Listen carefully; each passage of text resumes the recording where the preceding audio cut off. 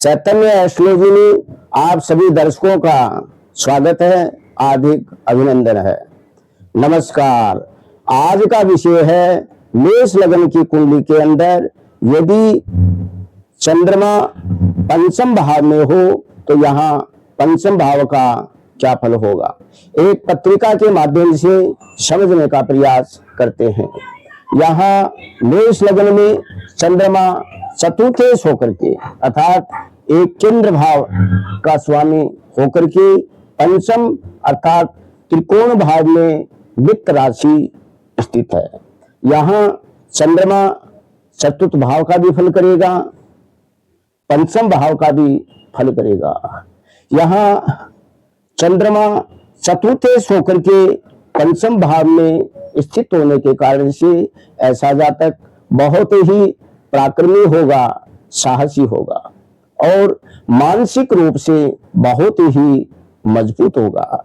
ऐसा जातक शांत प्रिय स्वभाव का होगा और छल कपट रहित होगा अर्थात शुद्ध हृदय का होगा, क्योंकि हम चतुर्थ भाव से हृदय का विचार भी करते हैं। अतः चंद्रमा चतुर्थ भाव का लॉर्ड होकर के त्रिकोण भाव में स्थित होने के कारण से बहुत ही शुद्ध हृदय का होगा और परिवार का जो माहौल है वो बड़ा ही शांति प्रिय होगा।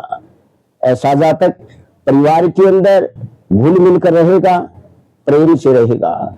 ऐसे जातक को जनता का बड़ा स्नेह मिलेगा, प्यार मिलेगा, क्योंकि यहाँ चतुर्थ भाव जनता का भी है। अतः जनता का लॉर्ड होकर के एक उत्तम स्थान में स्थित होना अर्थात जनता का समय प्यार मिलना बहुत ही आवश्यक हो जाता है।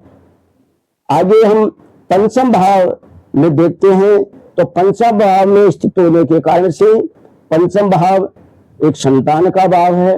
अतः ऐसे जातक को संतान का अच्छा सुख मिलेगा और पंचम भाव तीक्ष्ण बुद्धि का भी है। अतः ऐसा जातक तीक्ष्ण बुद्धि का होगा और शिक्षा के अंदर उच्च शिक्षा हासिल करेगा। यदि हम प्रेम संबंध के बारे में देखें तो प्रेम संबंध का विचार भी पंचम भाव से ही करते हैं। अतः ऐसा जातक किसी से प्रेम करेगा तो छल कपट रहित करेगा। यहाँ प्रतियोगिता परीक्षा का विचार भी हम पंचम भाव से करते हैं। यदि चंद्रमा की महादशा हो और कोई प्रतियोगिता अर्थात कोई कंपटीशन एग्जाम हो तो उसमें सफलता मिलना तय है। यहाँ जातक को जीवन के अंदर अपार धन संपदा और भौतिक सुख साधन जितने भी हैं, जैसे स्वयं का मकान है, जमीन जायदाद आदि का सुख है, पैतृक सुख है या माता का समय बाता का सुख जातक को अच्छा मिलेगा। लेकिन यहाँ एक शर्त यही है कि चंद्रमा पक्ष बल में मजबूत होना अति आवश्यक है। यदि चंद्रमा पक्ष बल में मजबूत हो और शुभ ग्रहों के प्रभाव में हो, बृहस्पति आदि की दृष्टि हो और लग्नेश मंगल भी मजबूत हो, किसी पाप ग्रह का प्रभाव चतुर्थ भाव पंचम भाव और पंचमेश सूर्य पर न हो तो निश्चित रूप से ऐसे जातकों को जीवन के अंदर बहुत ही सफलता मिलेगी और सफलता है वो सहज में ही मिल जाएगी। यहाँ चंद्रमा पंचम भाव में स्थित होकर इनकम हाउस को अर्थात लाभ भाव को देख रहा है। सो जातक को जो भी कार्य करेगा उसमें लाभ होगा और जो भी इच्छाएं जातक ने अपने जीवन में धारण कर रखी है उनमें सफलता निश्चित मिलेगी और आय के स्रोत भिन्न भिन्न मार्गों से खुलेंगे। जब चंद्रमा की महादशा हो तो ये सब देखने को मिलेगा।